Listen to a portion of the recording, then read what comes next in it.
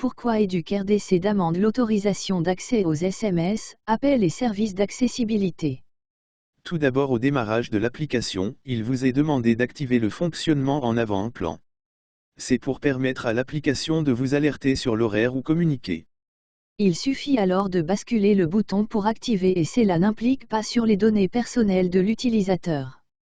En effet, l'application donne accès aux utilisateurs des données gratuites limitées, comme les questionnaires des examens d'état passés ou des livres.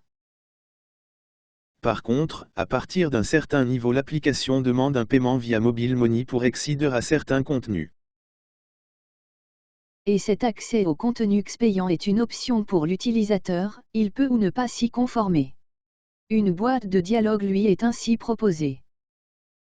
Ainsi, un utilisateur par choix et non par contrainte peut choisir de payer et tomber sur l'activité lui présentant les 4 opérateurs Mobile Money présents au pays.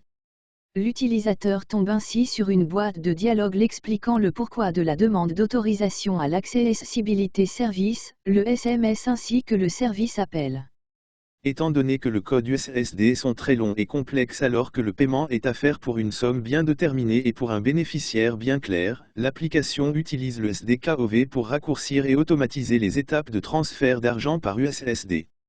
À ce stade, l'utilisateur peut accepter ou décliner l'autorisation et l'application fonctionnera en mode gratuit.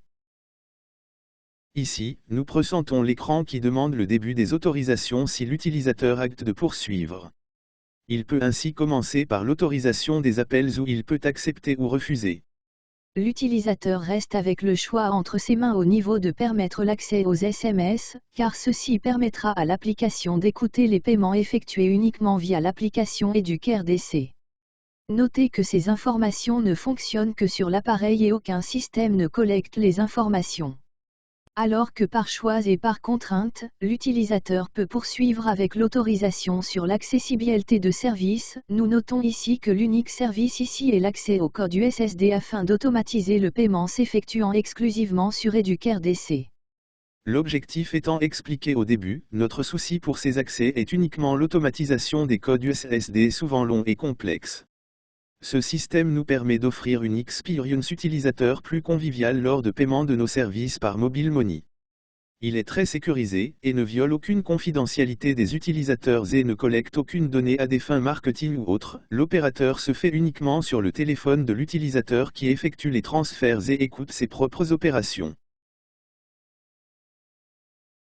Espérant que cette vidéo vous a été d'une compréhension claire.